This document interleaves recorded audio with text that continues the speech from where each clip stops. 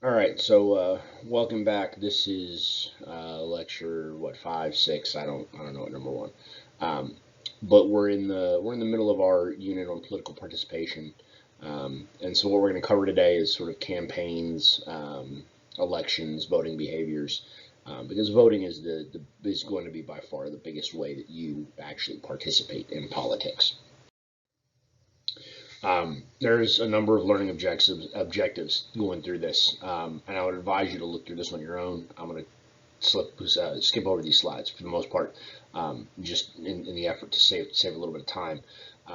But you should look at these at the end of it and see if you can answer these questions, or if you can um, do what these sort of tasks tell you to do.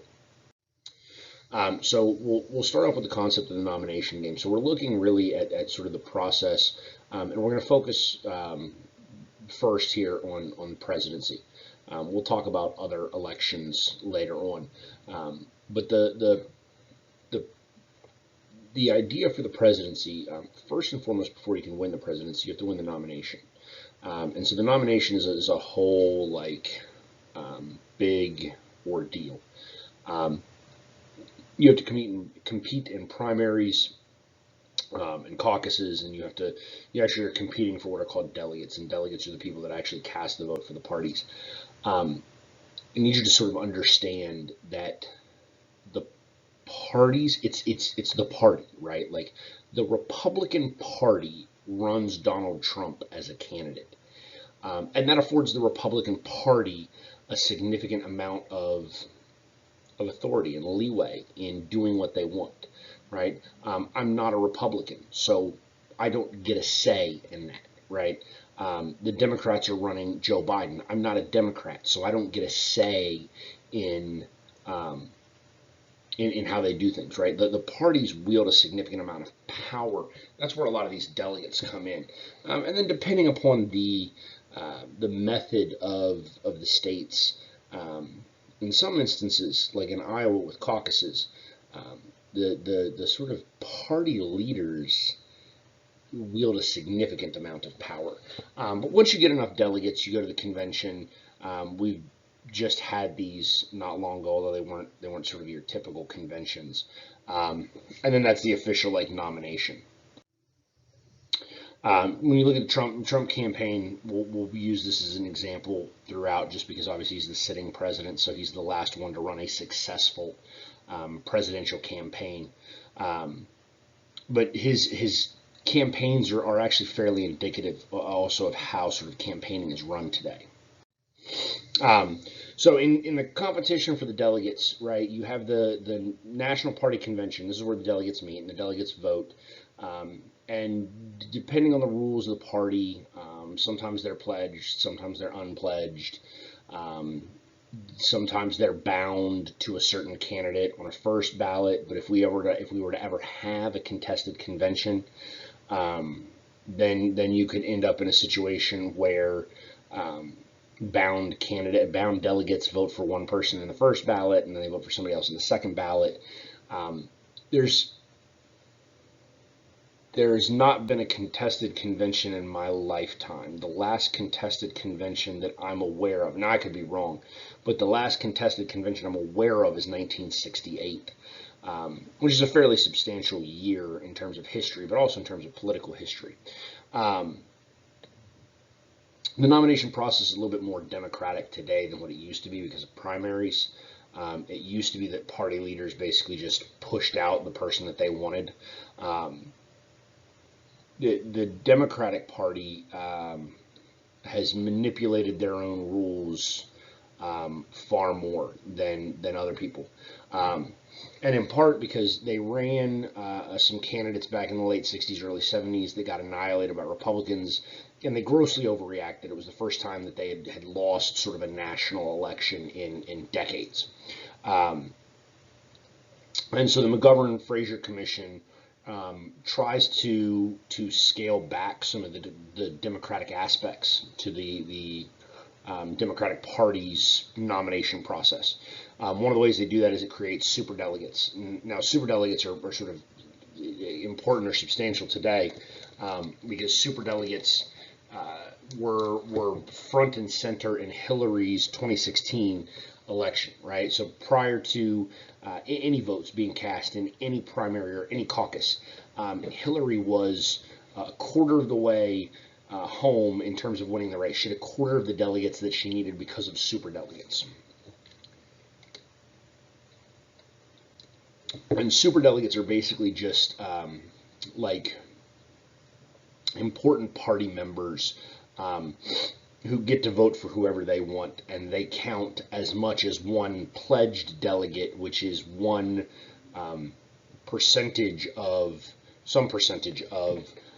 like the popular vote of a state, right? So one superdelegate might actually, the equivalency might be one superdelegate votes the same as a couple thousand actual like plebes, like people like me. The invisible primary is a concept of what happens like way in advance. In fact, I saw an article, it was a week ago maybe now.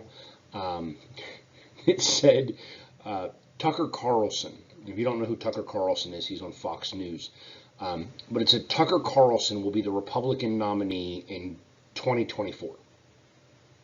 Like, that's part of the invisible primary. We start leaking names so far in advance now that it's mind numbing. Like it's actually mind numbing because you don't ever get a break from like presidential election politics anymore. I mean, the minute Hillary lost, people were in the Democratic Party were trying to figure out like, what do we do? Who do we nominate next? Like, how did Hillary actually lose? We can't believe Hillary lost because like Democrats just couldn't believe it, right? Right. So the invisible primary is this idea of trying to like gain some support, and you put together like a sort of behind the scenes team to see if that you're capable of garnering enough support to be a legitimate candidate. Because if you look at like the Democrats, in 2019, right? Because that's when the primary that's when the primary process really started. There were 30, no, not 30. There were 20 some odd Democrats running. And I mean, some of these names I could give you. Wayne Measum, right? None of you. I would call you a liar if you told me you know who Wayne Measum is. The what is it, John Delaney, Jim Delaney? I don't even remember the dude's first name because there's so many people that ran and they weren't viable candidates. But you do have a number of people that run for a wide variety of reasons. Some of them are viable candidates. Bernie ran in 2016. He didn't think he was a viable candidate. He was just trying to push the Democratic Party platform left, and we'll talk about that in a minute. But the invisible primary is something that you're seeing happening almost all the time now. Like officially the primary process starts like spring of the year before an election. Like it's like 18 months out basically. But now, oh my lord, like the invisible primary process is almost we've reached the point that it's almost constant. I mean, Ted Cruz is a good example. Like that dude is constantly looking for the next play or move that he can make to make himself president of the United States. That's all the dude cares about. That's the 68 convention. There's the Democratic convention specifically, which was wild, but you should really learn about that in a U.S. history class, not so much government. So now, once the invisible primary is over, and you've actually like officially declared yourself as a candidate, right? Now you got to go like win caucuses and primaries. And caucuses and primaries are a little bit different. In a caucus is sort of participatory. It's more democratic. There can be multiple votes. It takes a long time. It can take hours. Caucuses are not widely practiced. In fact, Iowa caucuses. I'm actually drawn. There was one other state that used to. And a couple of years ago, Kentucky did a caucus for president because Rand Paul was trying to run for president and Senate at the same time, and you can't be on two primary ballots. So you can only be on the primary for one, so there's no primary for Senate, but then they tried to caucus for president. Anyways, the point is through the caucuses and the primaries, you're trying to garner enough support. And so with that, you really focus on Iowa because Iowa is the first caucus. They vote in early February. And then like a week after Iowa is New Hampshire, and that's the first primary. And we let these two piddly, podunk, like insignificant states. I don't mean any disrespect to Iowa or New Hampshire, but you look at the combined population of Iowa and New Hampshire, and you look at the demographics of Iowa and New Hampshire, and they're not indicative of the United States, yet somehow these are the first two states, and because they're the first two states, we pay significant attention to them. Because if you can't come out of one of those two states in decent position, I mean, there were people that thought Joe Biden was dead in the water, and he probably was. Like, the reality is Joe Biden was probably dead after Iowa and New Hampshire if there hadn't been some backroom deal. And I promise you, there was a backroom deal because a whole bunch of people jumped out right before Super Tuesday. Okay? But we front load our primaries for the most part now. And people want to do it earlier and earlier and earlier because they want to be important and they want to be cared about. And you'll see that in a minute. Right? But those are the ones we care about. And it's probably wrong, but it is what it is. You should also understand, though, that participation in primaries is incredible. Like, most people don't even know when their primary is, right? Like, if I asked you when was the presidential primary in the state of Texas, a lot of you would be like, I don't know, right? Like, if I told you that it was in February, you would just believe me. Like, you would write that down in your notes and be like, our primary is in February. If I told you it was in June, you'd be like, our primary is in June. Like, you don't know. It's actually in March. You could actually write that down. I'm not joking. It is in March, but that's when a lot of them are. But most people don't really pay attention. And the reality is, I mean, when you look at the Democrats, for instance, it's 20 some odd people, right? You can go and vote in a primary, but like the person I vote for in the primary never wins, right? Like this year I voted in the Democratic primary because there was like 20 some odd candidates. You know how many candidates there was in the Republican primary? One, Donald Trump. Like, that ain't even voting. I'm just, like, that'd be a stupid way to vote. Right? 4 years ago, I voted in the Republican primary because in the Democratic primary, it was Bernie and Hillary, and that was it. And we all knew Hillary was going to win. In the Republican primary in 2016, there was like 25 people running. So I was like, hey, there was there was one Democrat this year I actually kind of liked. And there was one Republican 4 years ago I actually kind of liked. Neither one of them got the nomination. Neither one of them even came close. But whatever. I don't. There's some images in here that they're relatively funny. You'll if you pay attention to politics and campaigning, especially nowadays, it's very petty at times. Is probably the best word for it. I actually like this map. I'm gonna stop and go over this for a second because this is a map of the United States, right? Like, you kind of see the outline there of the United States. That big old state right there in the middle is Iowa.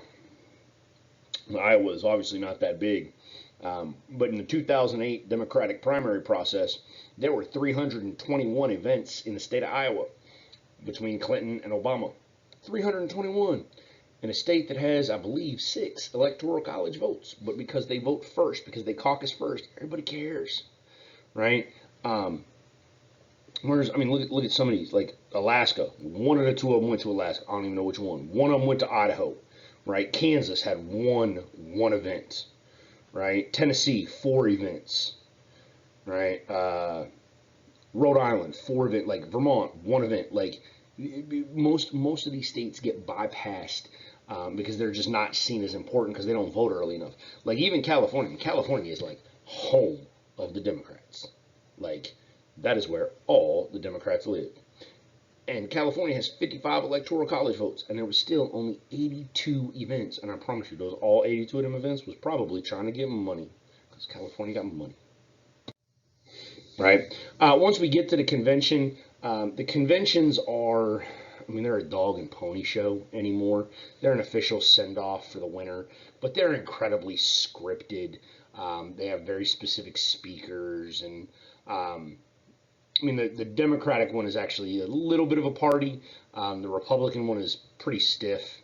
Um, but a large part of that is because celebrities and artistic types of people tend to be more Democrats.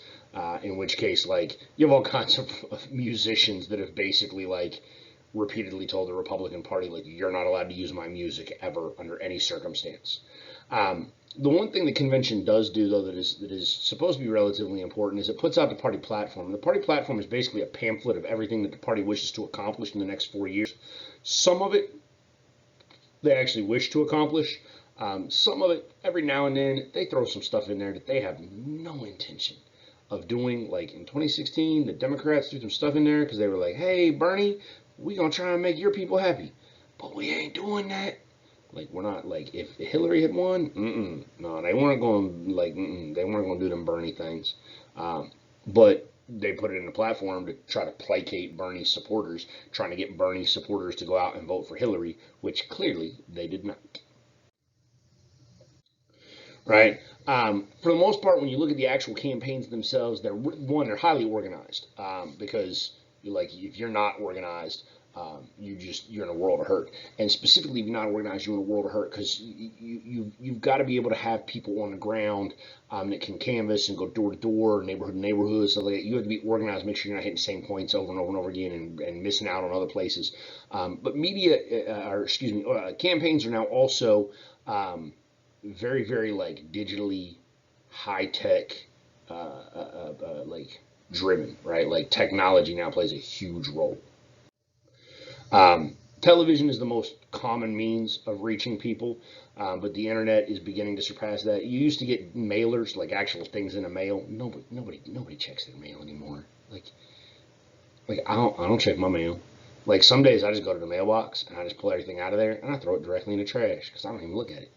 Um, Social media is fairly significant, and social media is actually really nice because social media is free. So like the Biden campaign can produce a video and put it out there, and they ain't got to pay for it. Otherwise, like you want to get people to watch your stuff, you got to put it on television, you got to pay for it.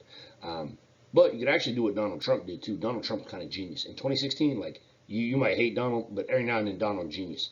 In 2016, Donald Trump used to just call in. Like he would wake up in the morning because apparently that man don't sleep. But he would wake up in the morning and he would like call like Fox and Friends and just call them up. And then obviously if you're on Fox, like if you run Fox News and a presidential candidate is on the phone, you're gonna be like, hey, let's talk to him because that's gonna increase our ratings. And so Donald Trump would just call in all the time and they would just talk, which helped him out in the campaign immensely. Trump, obviously, y'all know about the tweets. Like that dude tweet all the time. Loves the tweeting. In order to sort of create your campaign, these are just some of the different positions that you need to have. And I'm not going to go into a ton of detail on them because I don't, like, honestly, I don't care. But you need, like, campaign manager. You need to fundraise a whole bunch. So you need your own fundraisers. You have your own little, like, small council. You have your own consultants, your own pollsters. Like, the level of work, like, there are literally people whose whole job it is in life is to run political campaigns. And it's a full time job. Like you wouldn't think about it being a full time job because you're like, hey, we don't vote that often, but it's a full time job. Uh, oh, that last slide is the one I was just flipping through real quick. That was Kellyanne Conway. She was Trump's uh, campaign manager in 2016. She's the first woman to ever run a successful presidential campaign. So good for her. Yeah, press secretary, like all these are positions that you just need. All right, so now once you hired your staff and you've officially announced your candidacy, the next thing you got to do is you got to raise money, and you have got to raise money because money is the most important thing in the world, says the poor person. No, money, like if you don't have money in your campaign, you can't do anything. You can't pay your people, like even people that are just adamantly in love with you as like a politician. Like, I think you're the greatest person ever and you would run this country so well and you deserve to be president, right? Like those people still have to pay a staff. So if they have no money, they can't do anything. Now, what does that do?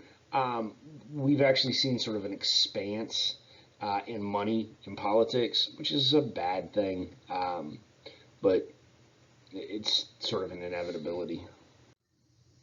Um, because we know it was a bad thing, we've actually tried to figure out how to, like, I want to say stop it, because you can't stop money, but at least like regulate it or limit it or control it on some level, right? So we had like the Federal Election Campaign Act, where we said like you got to document who's giving you the money, how much they're giving you. You got to document where you're spending it, who you're giving it to. Like, oh, did you buy? Like, did you pay some pollsters to run a poll for you? Okay, what you know, all of that. Like the amount of uh, uh, uh, um, paperwork that was involved with the money, trying to ensure that the money wasn't getting out of hand, got a little ridiculous. Um, One of the things that did happen is we did sort of have PACs, which are political action committees, um, which are almost like businesses that raise money, and they can raise more than an individual, and they can spend more than an individual. But then even with like the Federal Election Campaign Act in '74, as much as we try to limit it, we did find that there were some holes, some loopholes. Like every law has loopholes, right? So one, there's no limits on spending your own money, right? So like Donald Trump, actually, really, let's go with what's the dude's name? Mike Bloomberg, right? Like my cousin used to work for Mike Bloomberg, and then Mike Bloomberg ran for president, and my cousin had to quit. Like he quit his job. He quit his job because he can't stand Mike Bloomberg that much, right? Um, but Bloomberg, like Bloomberg is filthy rich. Dude's got like $60 billion, billion with a B, right? He funded his own campaign. He was literally in the presidential campaign for like 1 month. He spent $600 million of his own cash and then quit because he wasn't going to win. Uh, and you can't regulate that. It's his money. He can do whatever the hell he wants with it, right? We also had issues with soft money, like money that wasn't really given to a candidate. And so then, well, what are we doing with that? And how can that money be spent? And so we realized that even as we're trying to regulate it, it's an imperfect system. One of the things that we tried to do, though, with all these regulations, we actually tried to have federally funded presidential elections, right? So if you look at this graph right here, right, the blue is what Obama raised. That's, or excuse me, not raised, spent. My bad, spent. Raised a lot more than that, obviously.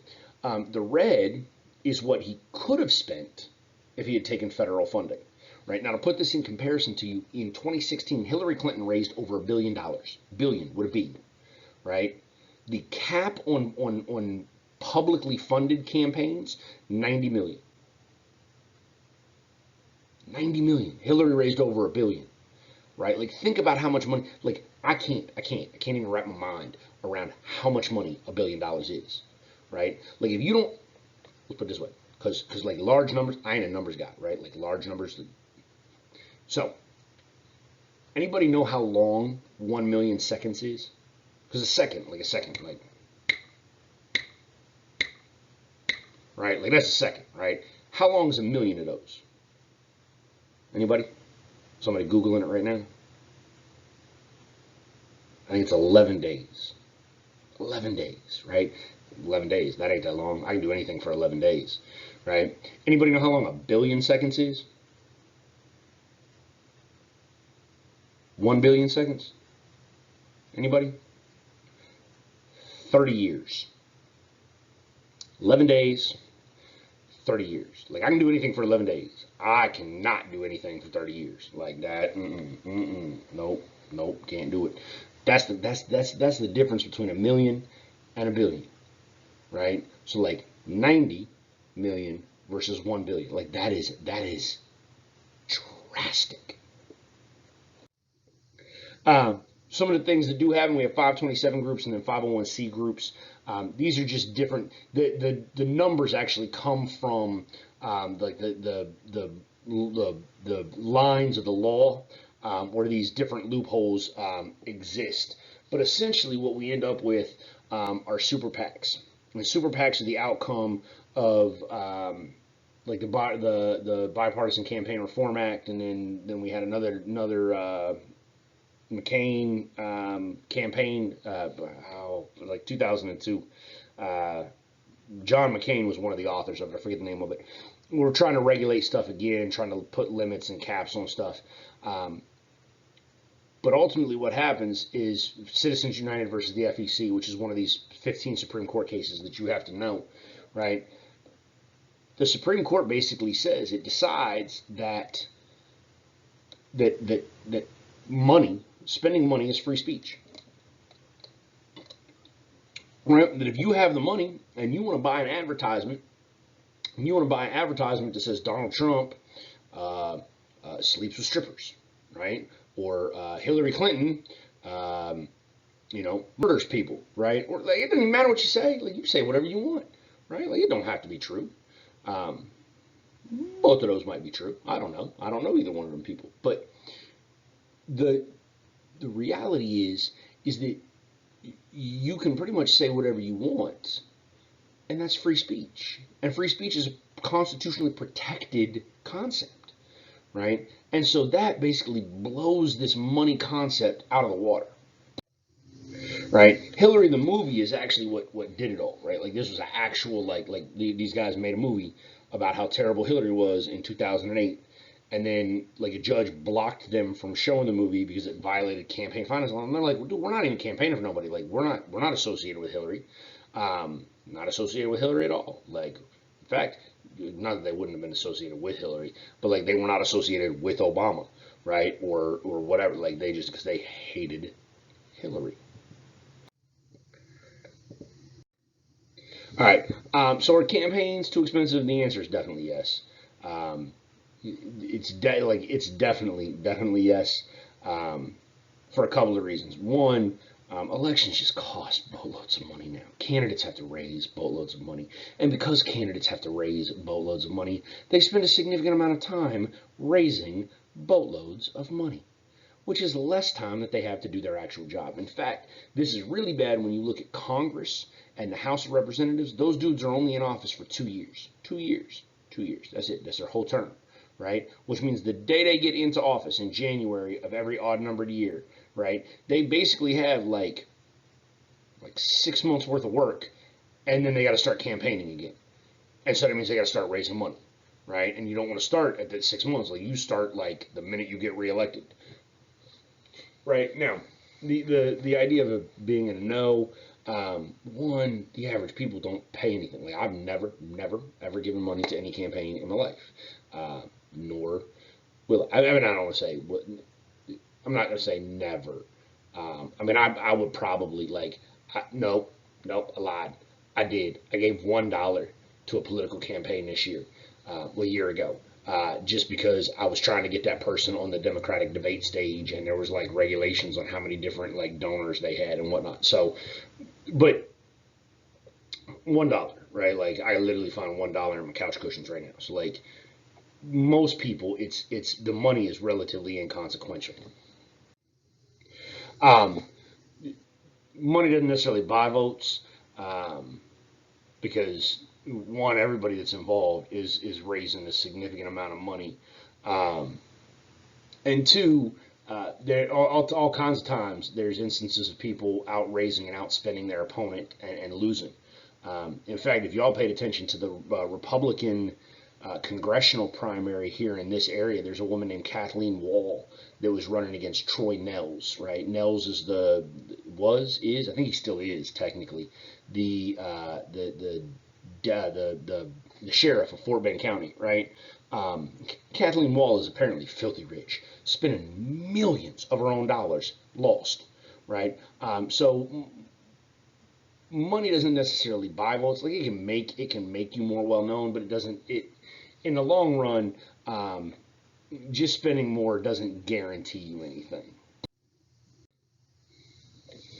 How important are campaigns? I mean, campaigns. There's sort of some variations to this. Um, One, they're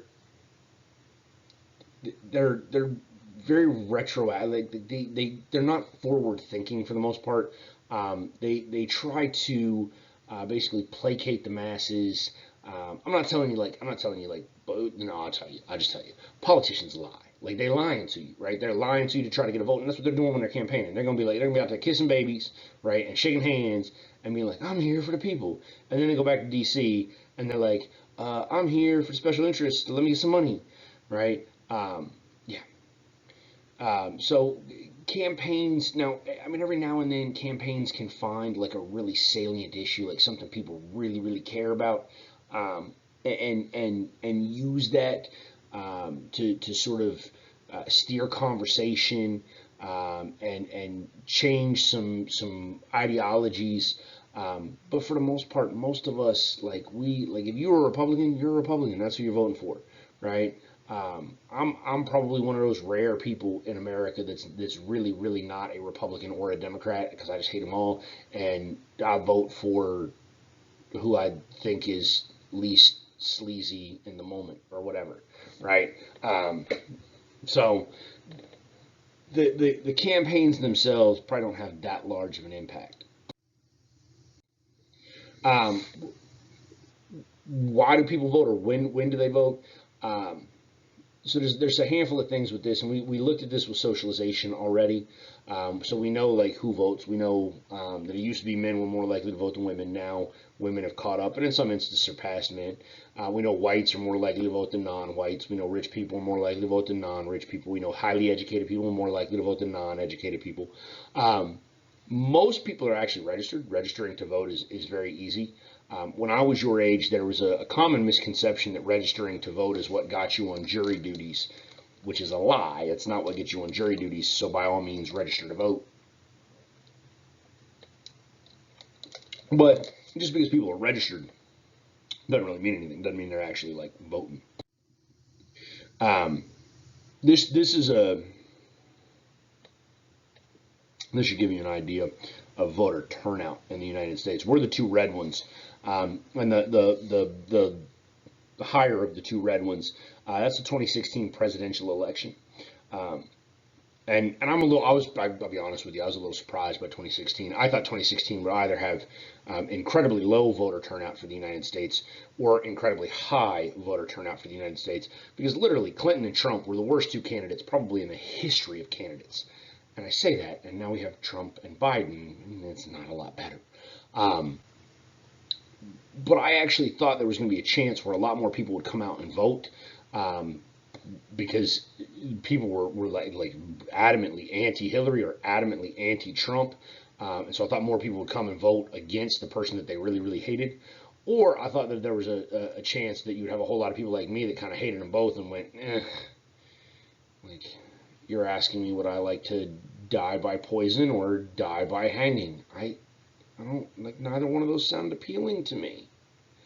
Um, the bottom red line, if you look at the date on that, that's 2014. That's a midterm election, which are so important in the United States, and yet we don't vote in midterm elections. Does your vote matter? Uh, the Yes. I'm just gonna say yes. Your vote matters. If I can instill anything upon you in this class, please, for the love of God, go out and vote. Um, does your one individual vote change the outcome of an election? Almost never. Most of us only really care about voting for president, and sadly, I don't know if you're aware of this, you don't vote for the president of the United States. We have something called the Electoral College, which you'll learn about tomorrow. Actually, you probably know about it, but anyway, you don't actually vote for the president of the United States. Um, Additionally, even if you do, like, if you're like, well, we indirectly vote for the president of the United States, okay, fine, that's true. But unless you live in like one of 7 states, right? Like you got to live in Florida, North Carolina, Ohio, like really those 3. But then to a lesser degree, Georgia, Virginia, Pennsylvania, Michigan, Colorado, maybe Arizona now, um, maybe Wisconsin. Like, I mean, at most 10 at most. all over, like, you live in Wyoming, dude, your vote for president doesn't matter. Your state is going to vote for the Republican. I guarantee it. If you live in California, your vote also doesn't matter because California will vote for the Democrat. Um, that being said, though, it's still like go and vote, please. Like, vote, make it an educated vote, though. Like, don't just be like, I'm gonna just go push buttons because woo, right? Or don't be like, I voted for Donald because I don't think women should be president, right? Like, that's a dumb reason to vote for somebody, right? Because they have an X chromosome. No, wait, a Y? A Y chromosome. I'm not a science guy. I think it's a Y chromosome. But my point is, I would like for you to vote, but I would like for you to vote intelligently. Okay. Yeah. So please go and vote. Now, we do have low voter turnout in the United States because we vote on a Tuesday and our ballots are ridiculously long. Like, it's going to take you, like, if you really actually want to walk into a, and I do this because I try to be educated. Like, this is my job. I try to be educated. Um, I will spend probably starting in about 2 weeks. I will probably spend 30 minutes to an hour, most nights, probably 4 to 5 nights a week, reading up on the various things and the various positions that are on the ballot and the various people that are on the ballot in order to figure out who to vote for everything. And I make a cheat sheet. I treat this like this is a Coach Baker like AP government exam, and I'd be like, all right, here are all the answers. And then when I go into the actual voting booth and I go to the machine, like, I just pull out my little notes and I'm like, all right, number one is A, because you can do that. Let's do that. That's smart.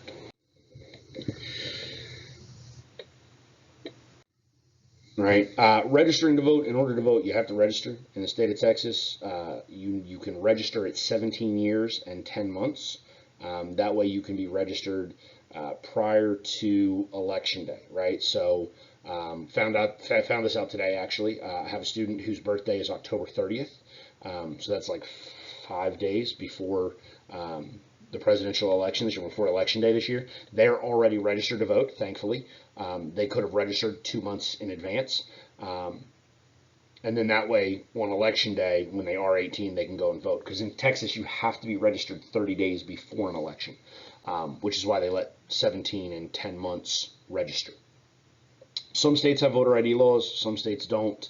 Um, we'll actually probably have a longer conversation about that at some point in time, probably when we get into civil rights and civil liberties, as to whether or not that's voter suppression or things of that nature.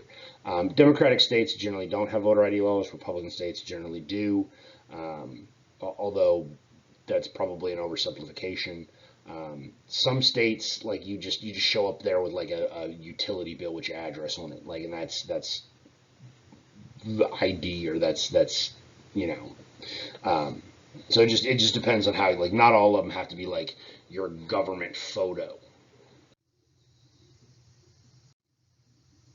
Who votes? We talked about this. The more educated you are, the more likely you are to vote. The older you are, the more likely you are to vote. The whiter you are, the more likely you are to vote. Um, the race thing is probably because white people feel like government is more responsive to them. I think that a lot of minorities in the United States feel like government doesn't really care about them anyways. In fact, you'll hear black people kind of make the comment all the time. Van Jones on CNN will make the comment all the time that the Democratic Party basically only cares about black people every 4 years.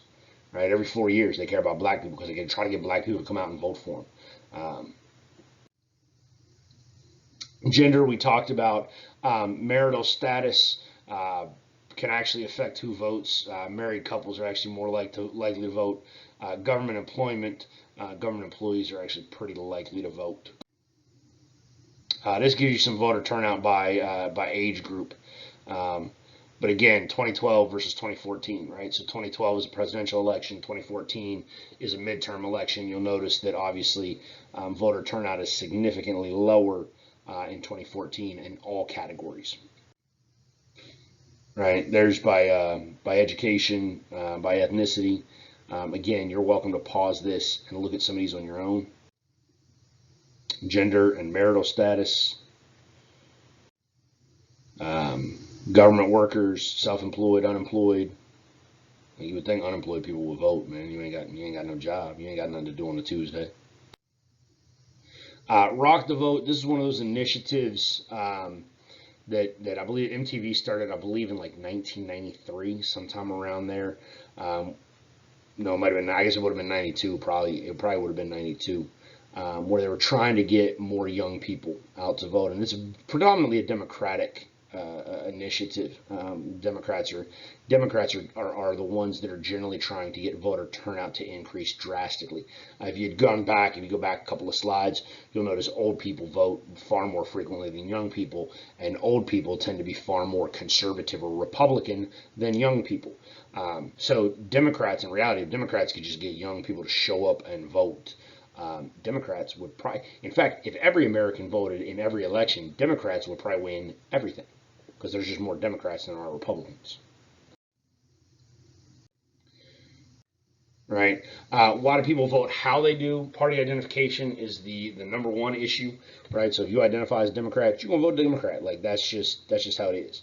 Um, we tend to vote for candidates now more than we vote for ideals. You go back and you look at Obama. Obama was probably a good example. Like one of the things I used to love asking about him, like, would you like Obama's the kind of guy you'd like to have a beer with? Okay, like I'll be honest with you, like Obama loves college basketball. I love college basketball. That man and I could probably sit down and have a beer together and watch a game and enjoy each other's company, and it wouldn't matter if we agreed or disagreed on anything politically. Like just because I like the dude and we could share some sort of common interest like that doesn't mean that he's necessarily capable of leading the country. But that like. I mean, it's so sad. It's almost like high school, right? Like it's a popularity contest. Like I like them. They're so nice. Terrible idea. Um, Identification. One, understand that this is self identification. Um, so you can declare whatever you want. But anymore, like party identification is it's like a badge. Like it's I mean Republicans just hate Democrats. Democrats just hate Republicans. Um, that being said, the younger generation, like if you actually go and look at some of the data, some of the statistics of um, the percentage of Republicans and Democrats and independents over the years, independents have increased drastically. And part of the reason for the significant increase in independents is because the youth, young people, are not choosing parties at a high rate now, especially compared to earlier generations. Right. How we see the candidates affects our vote, right? So do we find them to be do we think that they have integrity, right? Are they actually honest? Are they competent? Are they reliable? But a lot of these things, like again, a lot of what you're getting is sort of a pre-packaged, very scripted narrative. So, I mean, on some level, like you look at Donald Trump, and there's again like this might be I don't know might be the genius of Donald Trump, like Obama and Clinton and Bush and guy like these people read off of teleprompters. Literally, they stared in the camera like this, and there was a screen right behind the camera, and the screen would be like, "Hello, my fellow Americans. Today, on this 9/11, we remember the fallen heroes." Right, and it's this very like practiced, methodical. Like go watch Obama sometime. Beto O'Rourke did the same thing with these weird pauses in their speech pattern. I don't know why. Um, Trump doesn't do that, right? Like, but I think it's a very intentional thing. Like Trump talks off the cusp. It's like a what's the term? Um, uh, Stream of consciousness, right? Like it's like a stream of consciousness. Like Donald Trump interrupts himself. Oh my God, it's now dawning on me as I'm recording this lecture. I lecture sometimes like Donald Trump speaks. Okay, with one big difference though. Thank God. I don't speak at a fourth grade level.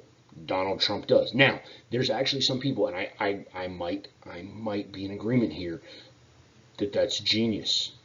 Because by speaking at a fourth grade level, Donald Trump is speaking to every American. Every American understands what the dude's saying. Like, no American is like, man, I just, I, man, that made my head hurt. I don't even know what the man said. Was he speaking English? Right? Like, uh, there's no like verbose like vernacular that you're like, I need to pull out my Vocab Power Plus book because I don't know what these words mean. Um, so it might be something that actually made Trump more endearing because he didn't sound like this overly prepared, methodical, with weird pauses in the middle of his sentences, a politician that has no idea what the people really want. Like Donald Trump actually sounds like a person. Maybe not a smart person, but that might actually make him genius. Like I'm convinced Donald Trump is either legitimately a genius or that man is a fool. I don't think there's a middle ground. I don't know which one it is.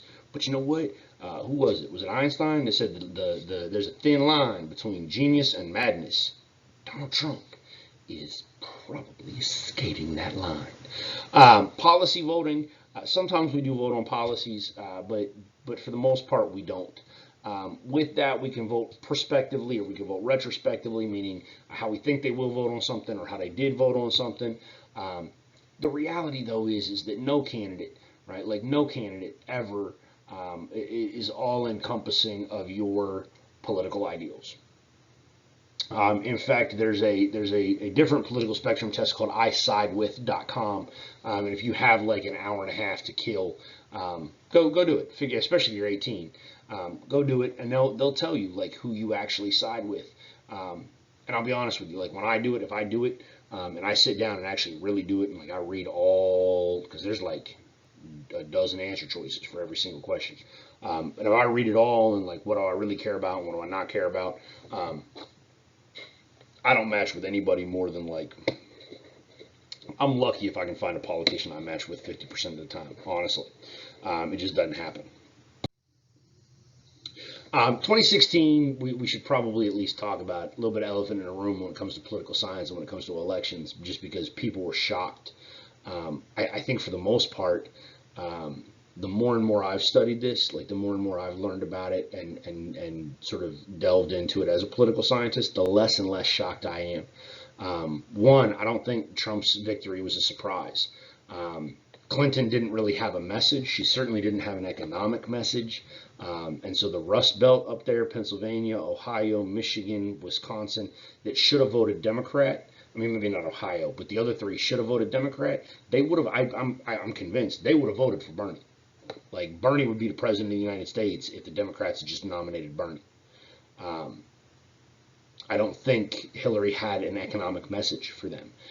So I'm not quite as surprised now. I also don't think that the polls were necessarily as accurate because I think a lot of people, and I think you're seeing the same thing now, right? Like Biden is way ahead in so many of these polls. I'm telling you, Donald Trump probably going to win again. And part of the reason is I think that there's a significant number of people that when asked face to face, are you going to vote for Donald Trump? They're like, mm no, no, I'm not going to vote for Donald, right? Because they're afraid. They're afraid that if they tell you, like, yeah, I'm going to vote for Donald, then automatically you're going to look at them and be like, what? Are you a racist? Because that's all you hear on television. Oh, Donald Trump the racist. Donald Trump the racist. Donald Trump the misogynist, right? So then these people, that's all they hear on television. So then they think, well, man, like the dude gave me a tax break. Like it actually kind of helped me out. Like I kind of want to vote for him again, right? Like the dude like actually like normalized relations with North Korea a little bit. Like North Korea ain't totally trying to kill us anymore. He's negotiating like peace in the Middle East. Actually, like there's actually more peace in the Middle East than there was 4 years ago. Um, he's doing some things that are actually beneficial, like they're actual positives, right? And so you might have people that are like, man, I'm doing a decent job, like I'm gonna vote for him again. But if you ask them, mm-mm, no, who you gonna vote for? I don't know. I haven't made up my mind yet. Or they'll just outright lie. I'm gonna vote Biden, right? Like y'all get them text messages, right? Like from the Biden campaign or the Trump campaign, like we count on your support. Every time they text me, I'm just like, yes, you can count on my support, right? Like I tell the Biden people I'm gonna vote for Biden. I tell the Trump people I'm gonna vote for Trump. Yeah, you can count on my support because I just like messing with their internal poll numbers. It entertains me. This is the Electoral College uh, results, the actual results, um, and one of the things that you'll realize, again, like I said, that Rust Belt area up there was a significant turn for Trump. The Electoral College, we're going to go through this real quickly, just because we're going to deal with it for the next 2 days in depth. The Electoral College is how we elect the president of the United States, and it's not a it's not a popular election. There are a number of people that want it abolished. I'll be honest with you, your textbook publisher that wrote this, like you can kind of tell that they want it abolished.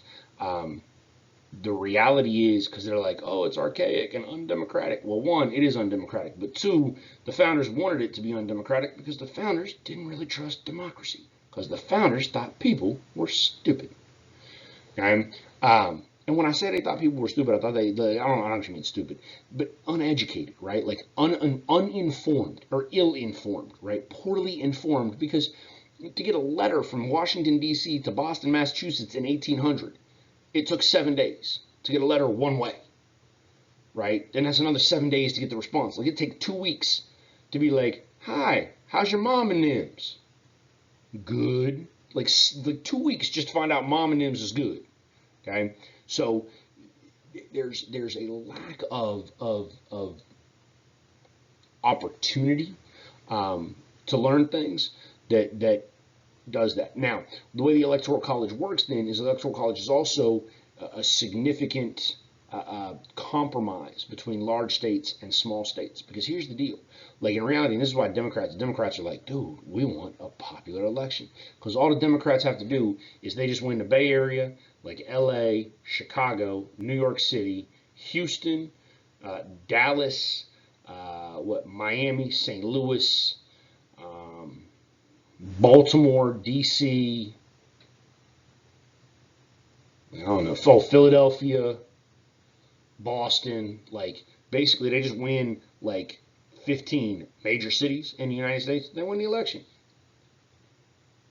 right? Because so much of our population is crowded into massive cities, that if we went by popular election, like the cities would dominate, and then the cities could be like no pollution, and then people out there on like the farm in Wyoming are like, bro, I raise cattle. Like cattle fart.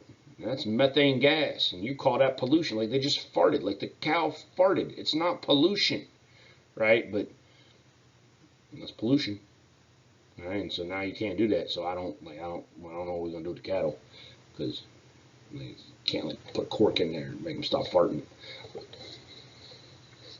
But I will say one of the negatives to the Electoral College, and I mentioned it earlier in this PowerPoint, one of the negatives to the Electoral College is we only really pay attention to like those 7 or 8 states that are battleground states. Nobody doing any campaigning up in Montana,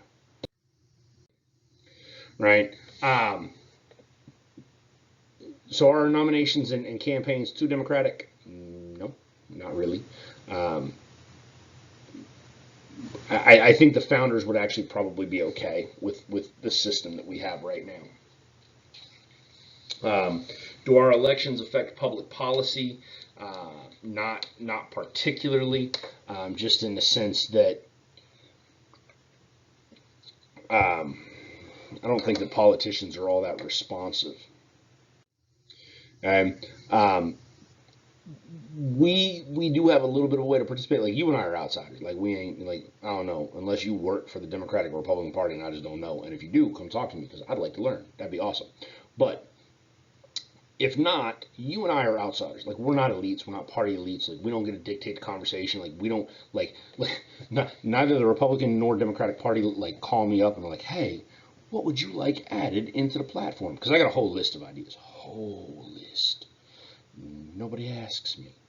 Um, So yeah, this like campaigns and the nominations and the fact that we have primaries, because theoretically, like we don't even really have to have primaries. In fact, the Republican Party in some states this year just didn't have one. Like they didn't even pretend to roll out a vote because Donald Trump was going to be the nominee. And that's not anti-democratic or wrong. Like no party is going to have a sitting president eligible for re-election and decide they run in somebody else. Like that's just not happening, right? Um, do the elections affect public policy, or does public policy affect elections? Both of them are probably true to an extent, to a degree. Obviously, if public policy is very negative, like if the policies are wildly detrimental, like we gonna vote people out of office, um, and theoretically we vote for people that are going to enact policies that we want, um, but we also don't we don't have a lot of understanding of policy because we don't understand how the policy is actually implemented, or sort of the positives and negatives of a policy outside of how they just affect us individually. And campaigns don't necessarily lead to the increases in scope in government. Like, yeah, they make up a whole lot of promises, but like I said, a lot of the times they're not really looking to deliver on all those promises, and a lot of the times they can't. I mean, like right now we have a Republican in the White House and we have a Democratic House of Representatives. Like Donald Trump can promise everything he wants till the cows come home, but Nancy Pelosi is not doing it. Like it's just not happening.